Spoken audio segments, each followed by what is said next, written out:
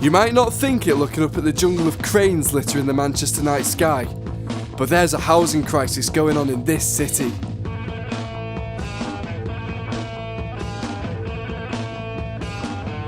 Whilst Manchester's economy booms with scores of luxury apartments being built and sold off to the disconnected wealthy elites, the same cannot be said for those of us here on the ground. With the ripple effects of the 2008 financial crisis still fully manifested in our economy, the prospect of home ownership for everyday citizens is looking bleak at best. In no demographic has this been more so felt than in the most vulnerable parts of our society. For the impoverished, for the working class, for the drug dependent and for the minority, for the unemployed, for the single parent and for the homeless, the commoditisation of housing into an object of profit has left sustainable home environments increasingly inaccessible for far too many. As such, the impermanent nature of our privatised rent-based economy means more and more families are by the day without stable places to live, let alone build a future. Consequently, the question has to be asked, in the context of an ever-growing crisis combined with a decade's worth of Tory austerity, are we in need of a return to the social housing approaches of 20th century modernist architecture? And more specifically in relation to Manchester, would the Hulme Crescents work today?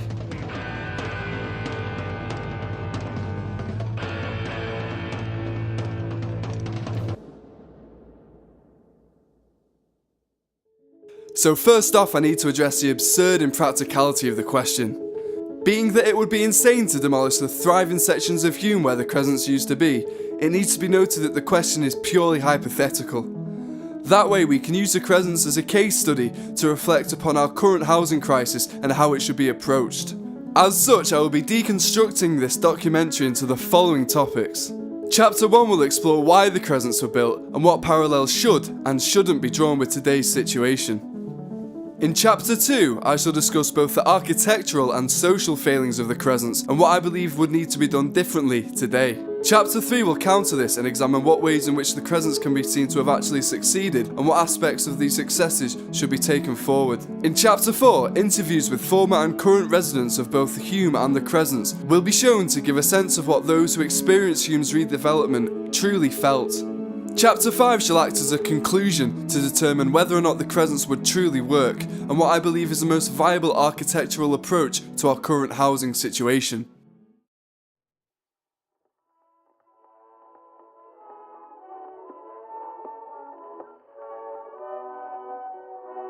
The Industrial Revolution was not kind to Hulme. Throughout the 19th century it was transformed. Originally a modest district on the outskirts of central Manchester, in 1773 only 30 houses were recorded. It would, however, soon become stretched well beyond its means. With the likes of the Gaythorne Gasworks and Dunlop Rubber Factory easily within walking distance, workers flooded into the area. As such, there came an explosion of uncontrolled urban expansion as row after row of terrace houses were constructed under a period of non-existent housing regulations. With no consensus of local architecture or romanticised notions of the architect, much of this development was erected under private contracts by employers seeking to pack their workers into overcrowded and substandard housing. The council had little input as communal toilets and makeshift open sewers made up the brunt of what was a very limited public infrastructure. Little thought was put into community planning and public welfare suffered. As we can see from the progression of these ordnance survey maps, Hulme and its surrounding areas all merged into one sprawling mass of terraces. With no visible signifiers of municipal boundaries, all sense of structure was lost as the standard of living continued to plummet. Come 1923, when Manchester's average population density was 34 residents per acre, the figure for Hulme was 136, rising to 196 in the northernmost area adjacent to the city centre. Unsurprisingly, this high concentration of what was 130,000 people resulted in squalor, sanitation problems and constant outbreaks of cholera. By 1934, the council had had enough, and Hulme was declared Britain's biggest clearance area, with families being forced out to the newly purposed overspill estates such as Wythenshawe. It wasn't until 1945, however, that industrial Hulme would see its final nail in the coffin. Following the Blitz, German bombing had left 500,000 UK homes destroyed and public infrastructure severely damaged. The response needed to be fast, as the returning veterans and resultant baby boomer generation had nowhere to live, with Britain facing a post-war housing crisis. With the 1948 National Assistance Act, local councils had to provide temporary help for those without homes. Although this temporary support certainly assisted, it was the mass social housing of modernism that councils pursued as a fix-everything approach. Inspired by the brutalist ideals of architects like Le Corbusier and his Unite the Habitation, along with the Smithson's Unbuilt schemes, the initial reaction was to create entirely new estates where many skilled working classes were moved from shared slum housing into individual units of quick builds. The home was now seen as a machine to live in. Hulme, already a clearance area, was to the council a stain on the land, in the way of the much needed rehousing projects. An echo of a bygone era, its modernist future was sealed. Now it's at this point that I need to address the question. Clearly it is problematic to compare the post-war housing crisis that birthed the Hulme Crescents to that of today. In fact, our modern crisis has fundamental differences to that of the 50s and 60s. Nowadays there are no slums to clear in Britain, whilst all of the wartime damage has long since been repaired. In this sense, it can be argued that the Crescents would not be needed today, as our modern crisis is a socio-economic one, as opposed to the post-World War II crisis, which was an emergency response to catastrophic damage. Whereas in the 50s and 60s the prerogative was to rehouse people as part of a national slum clearance campaign, today the situation is far more concerned with the economic vulnerability of that person. As rents and house prices have risen, wages have by comparison stayed fixed, with several studies suggesting many are living one paycheck away from homelessness. Unlike the past, vulnerable people today aren't living in slums, they are living on the streets, on friends' couches, or in temporary accommodations such as shelters and B&Bs. Therefore, whilst it is undeniable that living standards have long since improved since the immediate post-war years, the problem is that an increasing amount of people have nowhere to live that standard.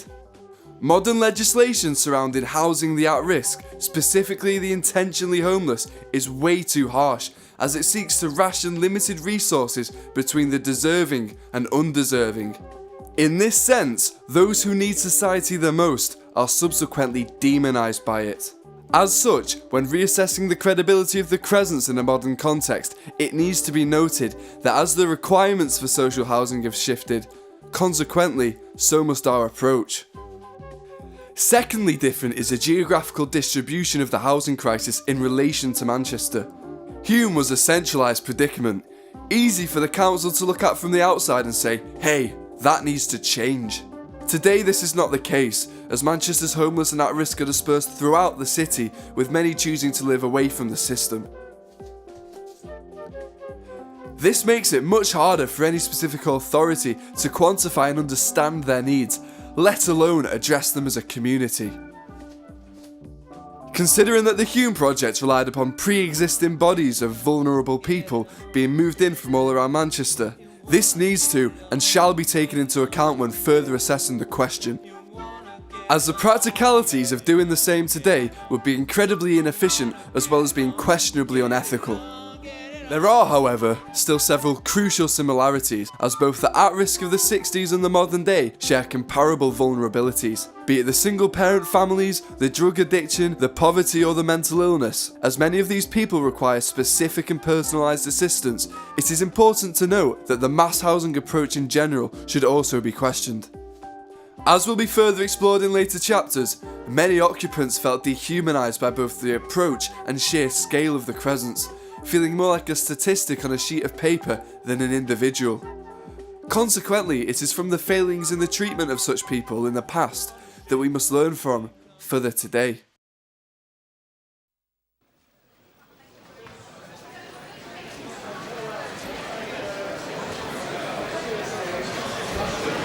We'd like to say welcome to our community, but instead it's just welcome to where we live. This is our disaster story. After the appalling conditions that people had left, many believe that the new development would offer less overcrowding, better sanitation, better and cheaper heating, and an end to infestation. But they quickly realised that the conditions they had left, many with no inside toilets, no bathrooms, and so on, were simply an inconvenience when compared with their new situation. Over the years, the hastily constructed, system-built development has caused people to suffer the results of poor planning, experimental materials, and bad building. Produced a transit community that was losing its identity and becoming, in the eyes of many, a dumping ground. New slums being thrown up with indecent haste to replace the old is how many tenants see it. The whole area should be demolished and replaced by low-rise houses. Vandalism, destruction, illness, and depression. These factors, combined with this government's return to Victorian values, breeds an attitude that poverty is itself a crime, and therefore we are all criminals, and Hulme is our punishment. It cannot be denied that from the very start the Crescents and wider Hulme redevelopment project was on a collision course with social disaster. Every aspect of both their conception and eventual execution was fundamentally flawed. When Manchester Corporation envisaged the new Hulme, they relied too heavily upon unproven and overly idealistic notions of reinventing the home with system-built housing and deck access streets in the sky. During the redevelopment, Hulme underwent some of the most shattering changes a community could ever have imposed on it. It is clear now that so ruthlessly reducing an area's population from 130,000 down to 12,000 was never going to work. You only have to look at these short clips to see how sociologically disconnected the planners were from the people whose lives they were building. It does, of course, mean factory-built houses, but factory-built houses can be just as good as production line cars. And I think we're going to move to this. The only thing is to make sure that they're done by good architects and well landscaped, and that will get over any danger of monotony. Main roads we'll keep out of the way, where they won't be a danger. But to do this, and this is the point, we shall have to reduce the population step by step to 27,000. So 2/3 of the people will have to move elsewhere to give the remainder a chance to breathe. A chance to breathe in their own squalor, maybe. You see, the problem was that at no point did the authorities properly consult with the people targeted to move in as to whether such an approach would be suitable. They just assumed that the residents would easily adapt to what was an incredibly revolutionary and brutal change in how they should live their lives. Such was epitomised by the now extremely ironic choice to mimic the Georgian Crescents of Bath and name each crescent after a significant British architect. From such an approach, it is clear that for the two men who designed the Crescents, Hugh Wilson and Lewis Wormsley, this was an architect's project first and foremost, and not one that concerned the people. Hulme was a trial for modernism, an experiment gone wrong. In reality, the streets in the sky did not replace those on the ground. Such can be seen in how before its closure during the 1960s redevelopment, Stretford Road, with the largest range of shops outside the city centre, continued to provide a vibrant thread of activity and attraction, boasting a rich mixture of businesses and trades. Locals said you could buy anything you wanted without going to town for it, with its pavements crowded with shops of every description. Following this, however, it was replaced by the pedestrian-only Hulme Walk, as planners sought to segregate pedestrians from vehicles. Clearly, no street in the sky could ever replace what Stretford Road was, and thus the result was an area void of any business or activity. This was further compounded by the enclosed nature of deck access accommodation that made many feel disconnected from the rest of society, whilst Hulme in general began to feel more like an edgeland than the inner-city conurbation that it actually was. Residents quickly came to look upon Hulme as some kind of transit camp. Residents tried in vain to keep up a decent standard of life. Who would believe that they had left vermin-infested, run-down homes to come to an updated version of the same? What should have been the better housing was a false hope. Direct Works were never able to cope with the enormous day-to-day workload of repairs, that was put on their shoulders. Damp and mould-covered walls became a fact of life in the early 70s. High-rise living was clearly dehumanising, especially for the elderly who, unlike the young, could not adapt to their new surroundings. Residents became incredibly disconnected, creating an us versus them attitude. Deck access further created an ease for crime and destructive behaviour, as its separation from the rest of society birthed an atmosphere that the authorities feared to enter. Such separation that was further epitomised by the Princess Parkway Road and Mancunian Way flyover that cut Hulme off from the rest of the city.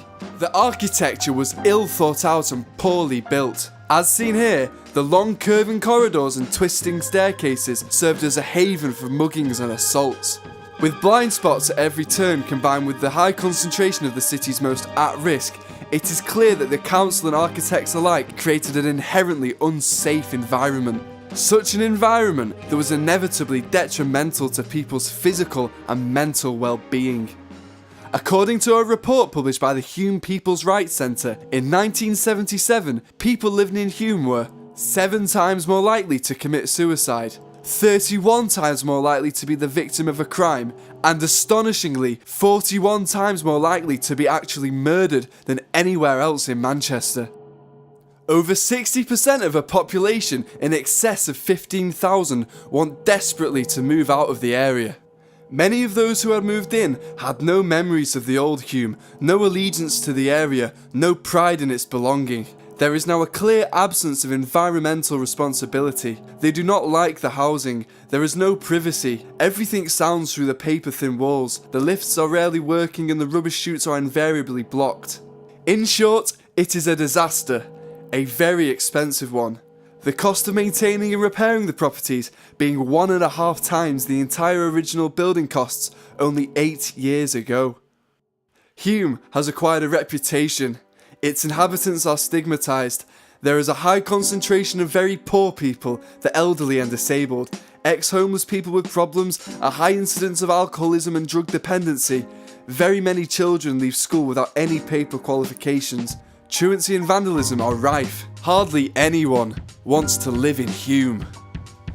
From such words, it is not hard to see how drastically wrong the Crescents had gone. You see, costs had been cut at almost every stage during construction.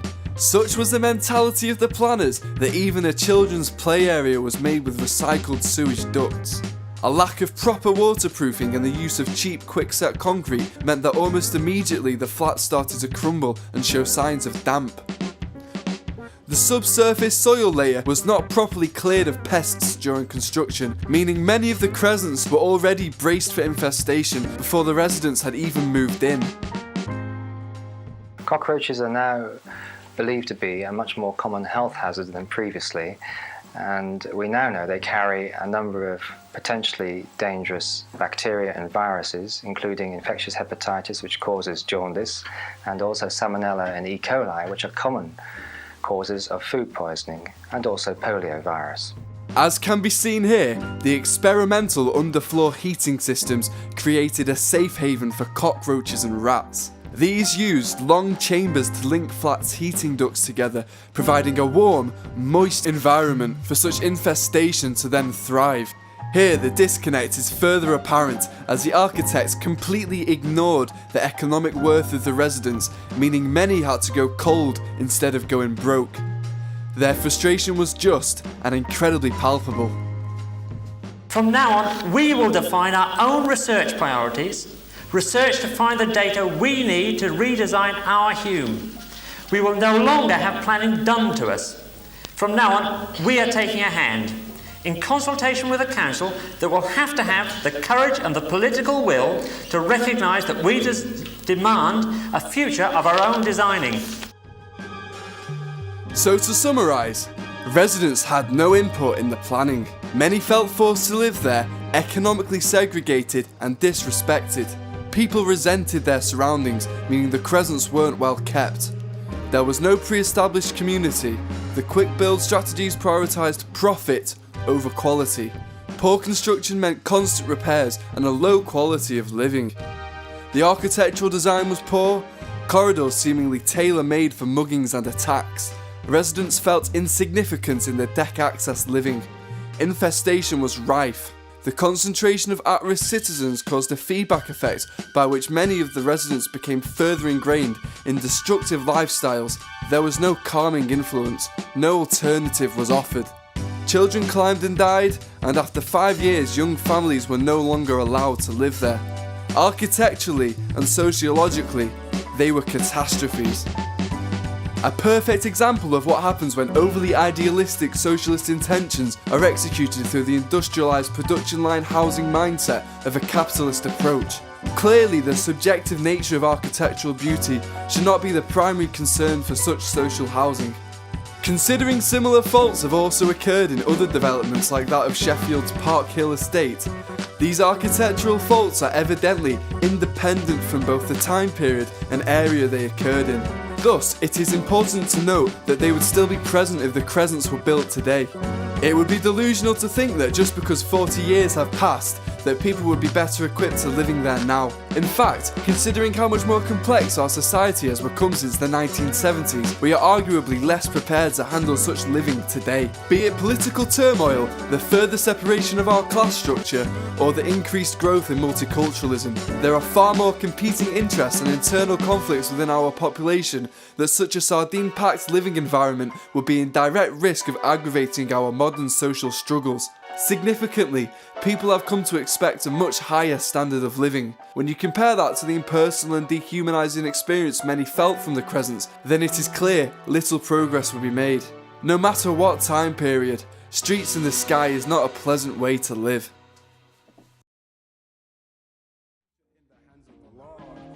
She goes to heaven for a final reward. She worked her fingers to the bone to make her life better. Tried to be a citizen, they wouldn't let her. Residential areas gave a message to mom. You're okay in the jungle, you'll be fine in the slum. But in the slum there were houses living better than shacks, with signs in the window, no Irish, no blacks. The Crescents wasn't all desperation and depression. As with comparable ghettos in American cities like Los Angeles and New York, the urban slum conditions inadvertently created a hotbed for music, art and culture. Come the mid-1980s, the council had given up on maintaining the Crescents. Direct works couldn't sustain the repairs and families no longer wanted to live there. The Crescents became resigned to their own squalor and eventual demolition as tenants were slowly moved out. Outside, they had forgotten that these were not just homes of concrete bones or no-go zones. There was an old Jamaican woman who would cook dinner for my friend Glenn every Sunday on William Kent. Then there was Yvonne, who said she didn't know she lived in a ghetto till she read it in the news. Condemned. We were condemned before these buildings fell, before one piece of dust rose from the demolition. We were condemned before they saw the sunset lick this grey brick on a summer's night. Right? Outside, they had forgotten that these were not just homes of concrete bones or no-go zones.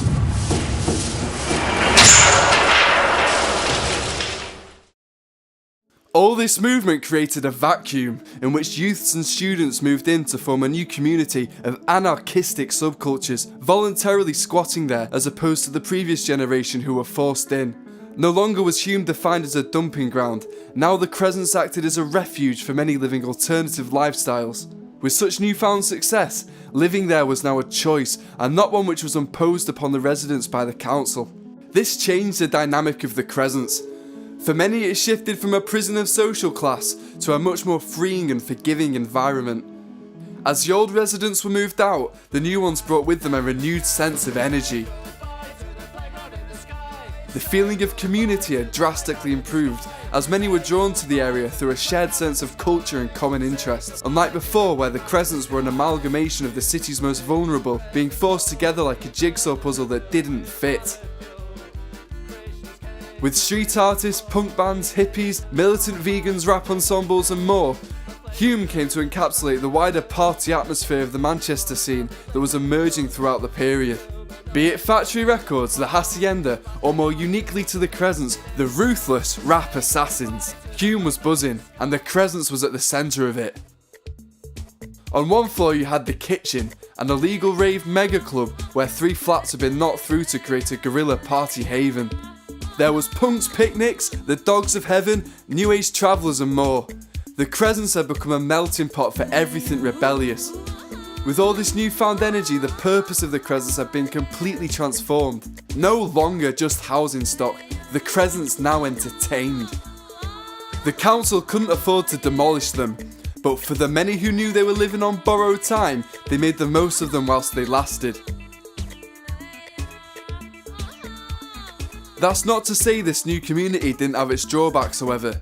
As came with the lifestyle, there was still high incidence of drug use and mental health problems like there had been before. Suicide was also not unheard of. Few had jobs or a way to make a living. It seems the Crescent's only successful period came when any sense of hope and direction had already long since been gone. Important to note is that as fruitful as this culture was, in relation to our housing crisis, the environment of anarchism and squatting offers little to no framework for people today to progress into more sustainable living environments. Partying and raves were all well and good for young people back then, but for families today, and with the majority of Britain's statutory homeless being aged 25 and over, the anarchistic Crescents would be even less supportive than the Crescents of the 1970s. The architecture of the Crescents also needs to be examined for the nature of their appearance. Some see them as an example of brutalist aesthetics resulting in an ugly concrete eyesore. Others, however, have come to view the Crescents more positively in relation to the more recent nostalgia-based modernist revival. Whilst this is entirely subjective, I for one find them to be visually stimulating and creatively intriguing. Something that I wish I could have drawn or painted in person. However, not somewhere that I'd want to live for too long. The curved deck access layout was certainly a bold and imposing choice on behalf of Wilson and Wormsley, and you can't exactly criticise them too harshly for at least trying something new. Before they became squalid and started to crumble, the Crescents were by all accounts appealing, with the curved corridors, streets in the sky and ample amounts of grassland looking pleasant on a summer's day. Although this creativity was ill-advised in relation to planning people's lives, it must be noted that little other choice was available, as the architects could hardly revert back to the terrace housing that had birthed the previous slums. Whilst Wilson and Wormsley definitely got too experimental in their approach, on paper, the Crescents must have looked like a genuine engaging attempt at reinventing a social living space.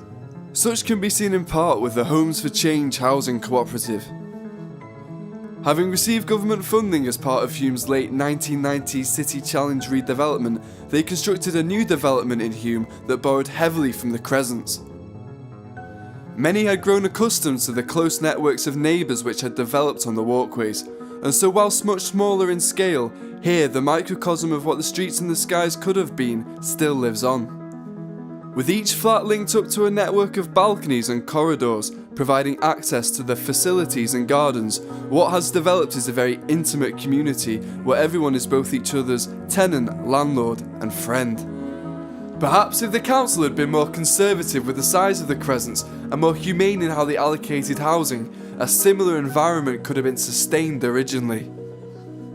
So to summarise, the architecture birthed culture, community and independence from authority. But this was only functional after the housing was already too decrepit for standard living. Mental illness was still common and unemployment still rife. The us and them attitude that emerged between the residents and the outside did little to integrate them into the rest of society. And finally, the subjective nature of architectural beauty should not be the primary concern for social housing.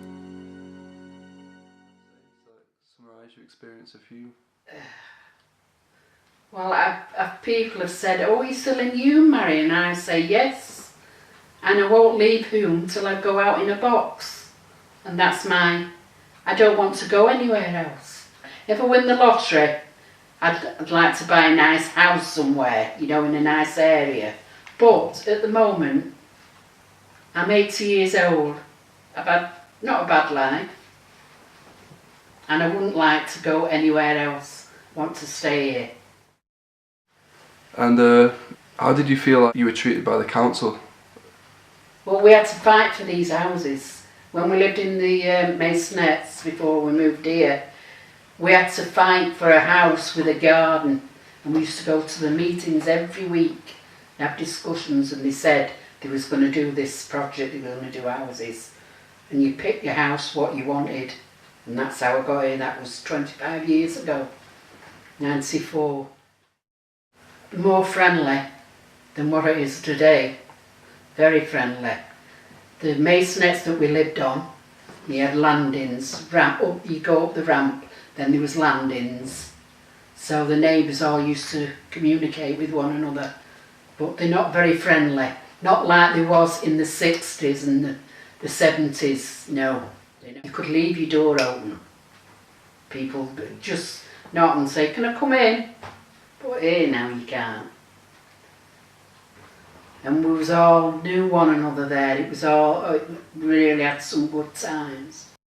Did you ever like going to the Crescents at all much? I never ever went in them, never.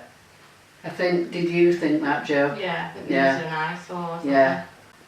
There was a friend that used to come in, my friends over there. She said, oh, I love the Crescents. No, but no.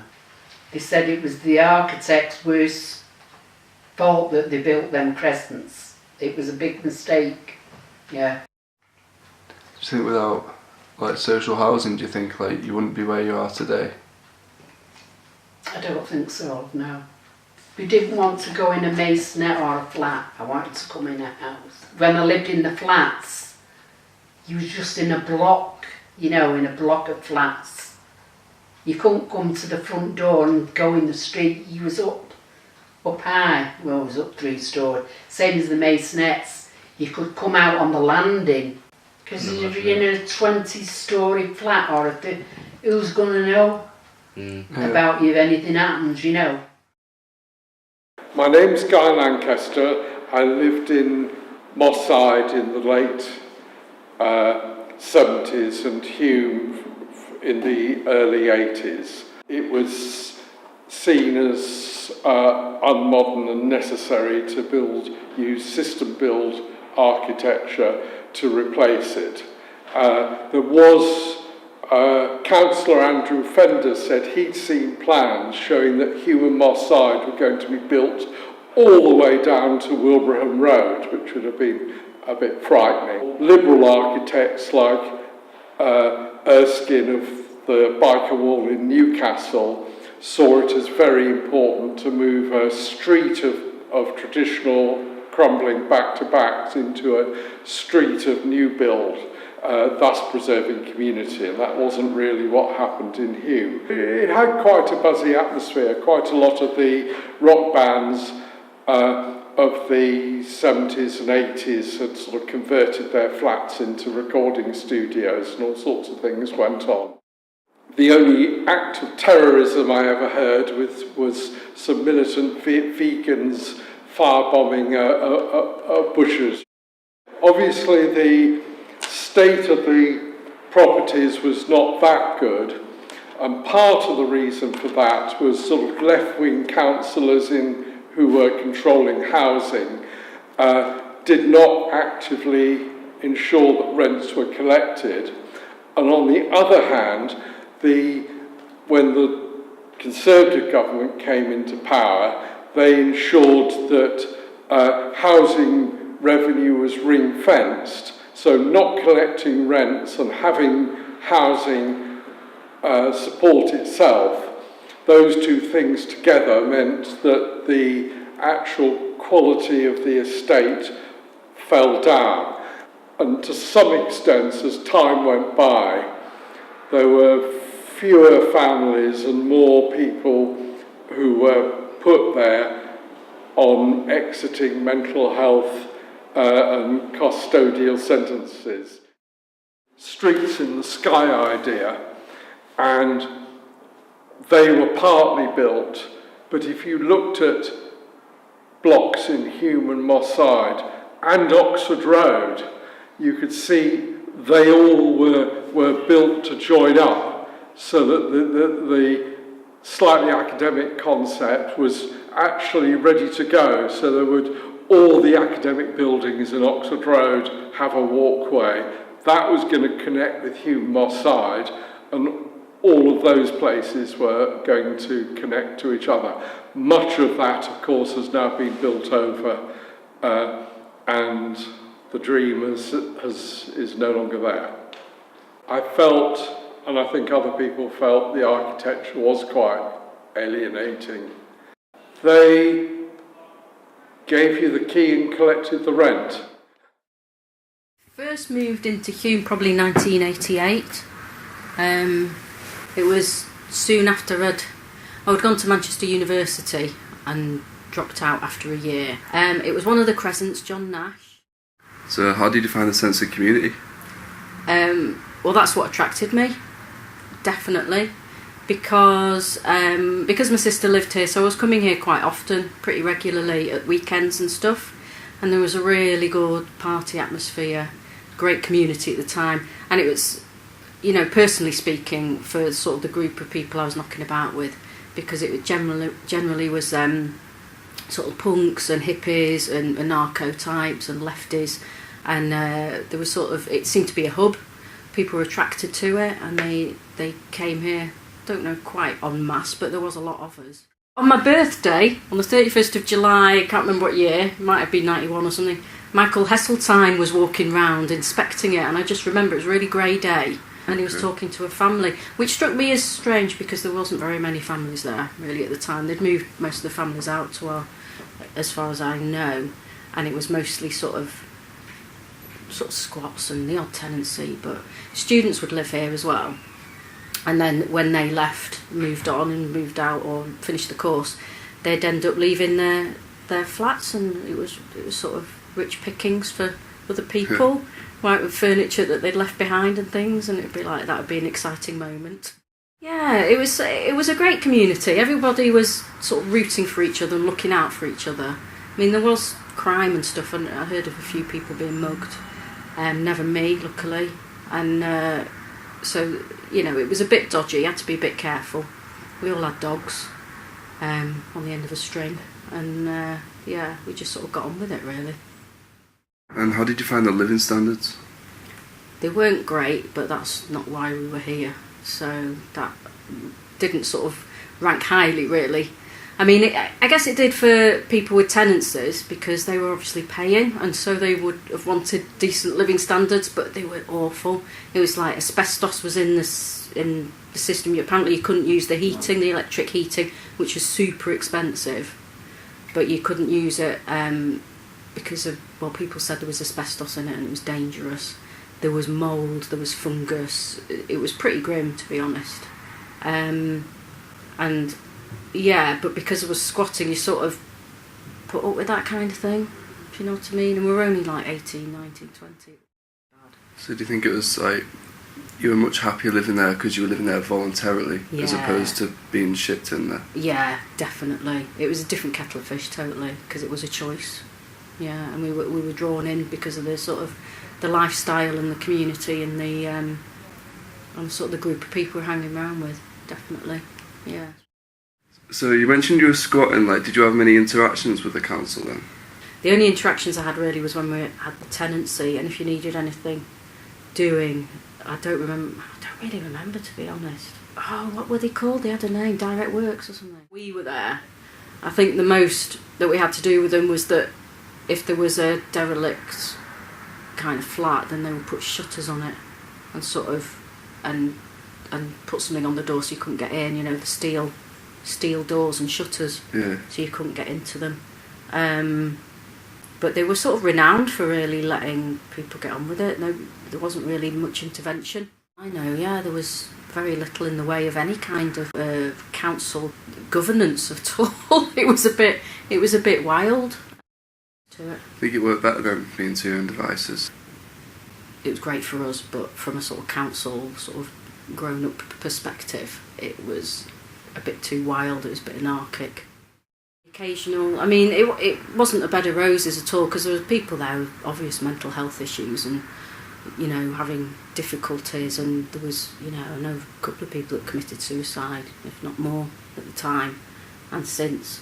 So it wasn't like, you know, one big party, but it did attract people that were sort of, you know, going to the same gigs, going to the same pubs, just sort of knocking about together. And if you're looking at it from a sort of architectural and council point of view, I don't know, it's taking the bigger picture, isn't it? Because I'm thinking of it from a personalised, individualised point of view, in which case it was great, but I don't think you could ever have that kind of thing going on again. I think it was a real moment of its time. I mean, I'm talking about late 80s, early 90s when I was there, and it was it just wouldn't happen again. It's just not in a million years, because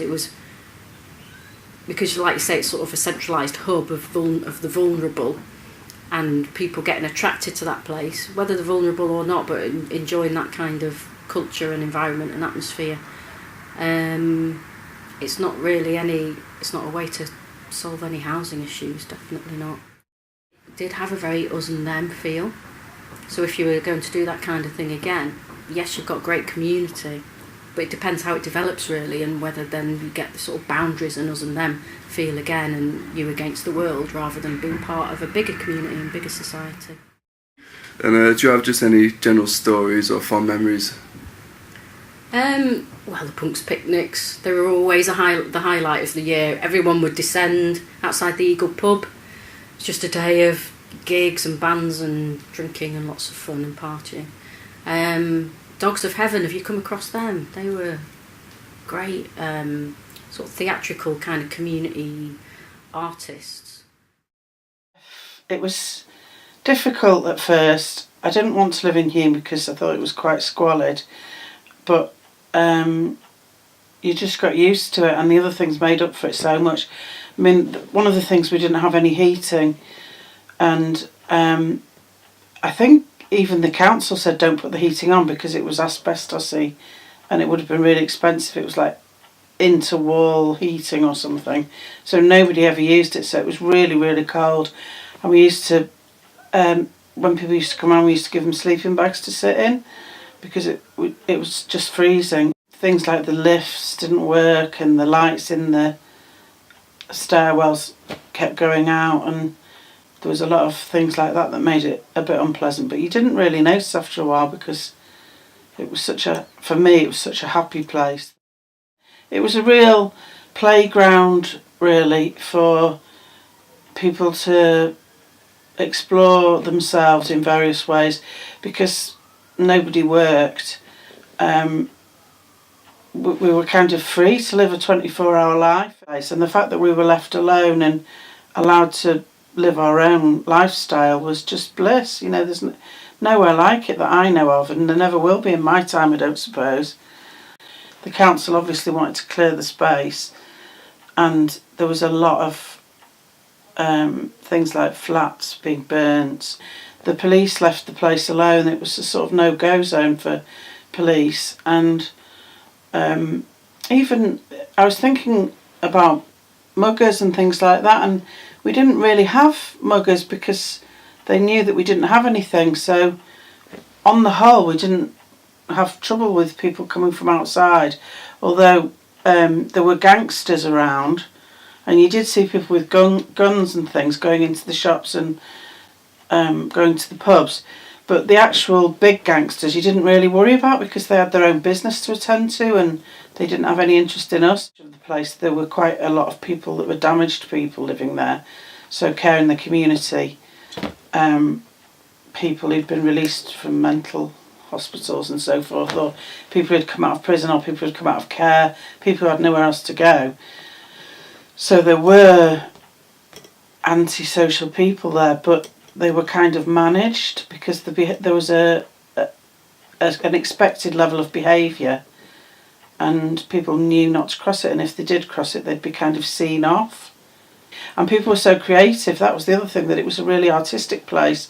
So every flat was different. People would paint murals over their walls and knock down walls and put curtains in place and knock through flats. And there was a club that I hated going into, actually, because the council put up tins whenever they could on the outside to stop people getting in to empty flats.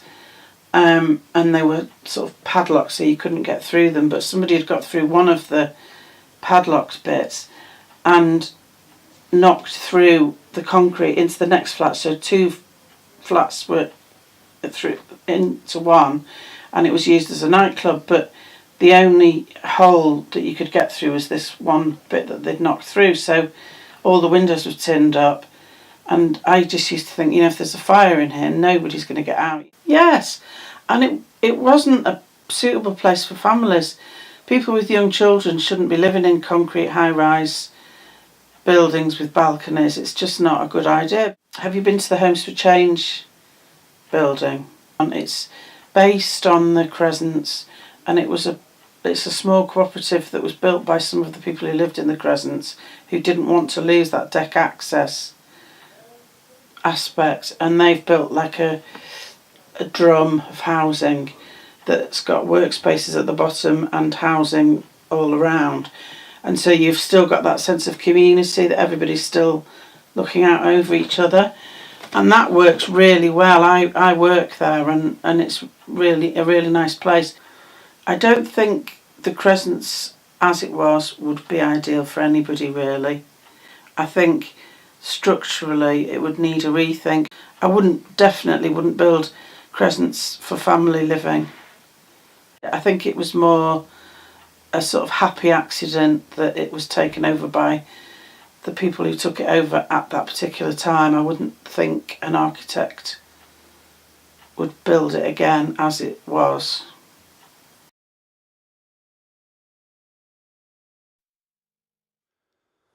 So would the Crescents actually work today? Well, with all the evidence, I'm going to have to say absolutely not. The sheer scale and impersonal approach to the planners was so void of nuance that it was never going to succeed. The dumping ground methodology so entrenched in classism that the people were always going to reject it. With the more recent emergence of Britain's underclass and the erosion of workers' representational rights, there is no reason to think that today would be any different. Furthermore is the fact that people already struggled to afford the Crescents in the 1970s, and with modern inflation this would be even more prevalent today. Most likely is that following the introduction of the Right to Buy scheme, the Crescents would fall into a more bohemian or private sector demographic, rather than being government housing stock for the lower classes as it was originally intended. Also important is the strength that the private sector holds on government contracts. Being that our current government prioritises low public expenditure, it is more likely than not that once again, poor materials and construction practices would be used. As we have seen with Homes for Change, smaller, dispersed developments are far more effective in allowing for the residents to feel actually recognised and respected. Such smaller scale, localised developments should always be prioritised as they address individuals and not large bodies of people.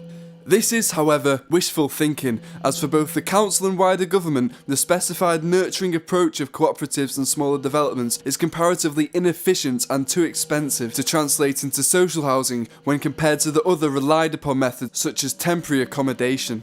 It should also be noted, however, that whilst a multitude of more tailored developments for families and the vulnerable would definitely help alleviate the lives of a specific condensed group of people, in relation to Manchester's housing crisis, however, no single development projects will ever be able to stop it, as it is rooted in much wider economic and political factors that architecture alone can only respond to, not address. Here, modern parallels can be drawn with the nature of Britain's housing economy immediately after World War II, in that for much of the population it was rent-based. With our current economy increasingly dependent on a neo-capitalist rent structure, similar steps to that of the 50s, 60s and 70s are needed to return housing back to its most basic function. To house people and not be sold as a commodity like a stock or a share. Whilst short-term prefab housing helped alleviate the initial need for veterans after the war, it was the growth in home ownership as a result of rising wages, more construction and steady house prices that truly addressed the crisis on a national level. This displaced the renting sector, allowing for many of the skilled working and middle classes to become homeowners for the first time. From the early 1950s to 1970s, huge sections of the national population established sustainable, long-term family environments as home ownership jumped from around 30% to well over 50%. Consequently, fewer were relying on volatile renting situations like that in pre-war Hulme, where much of the housing was tied to factory employment tenancies. Although the figure today has risen to 65%, the huge increase in our national population size has meant that the modern statistics are deceiving, as a much larger amount of people do not own a home. Adjusted for inflation, the average house price throughout the 1960s was £53,000, with an average yearly wage of just under £22,000. Today that figure is £211,000, with an average yearly wage of £29,000. Although wages have risen, as a ratio to house prices, they have reduced drastically, meaning that people's money is going nowhere near as far, and so fewer can afford homes. Therefore, it needs to be stressed that not just in relation to Hulme, but on a national, possibly even global level, serious reconsiderations are required. Be it legislative or grassroots like that of housing cooperatives, an effort needs to be made to return housing back to the people and away from the landlord.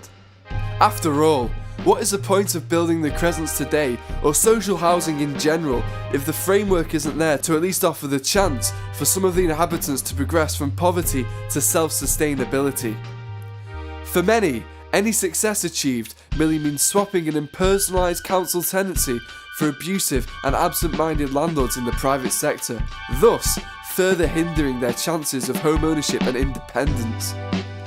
This accumulates as a drain on public resources and completely undermines any effectiveness of the welfare state, as those living off it are simultaneously being saved by it but also trapped by their own dependency to it. And finally, whilst my question of the Crescents working today has always been a hypothetical one, the harsh truth is that for many in Manchester and around the UK in general, hypothetical notions of housing seem like some sort of sick joke, when such immediate and tangible action is needed on behalf of both national and local government. Although responses like short-term housing can be practical in improving the immediate living standards of individuals, they are merely appeasing the situation without looking it in the eye. Consequently, larger scale systemic changes should be prioritised as part of a wider context to elevate the social potentials of the vulnerable. So therefore no, the Crescents would not work today, not only because of the clear architectural and social failings in their planning, but because the economic framework surrounding them today is itself also failing.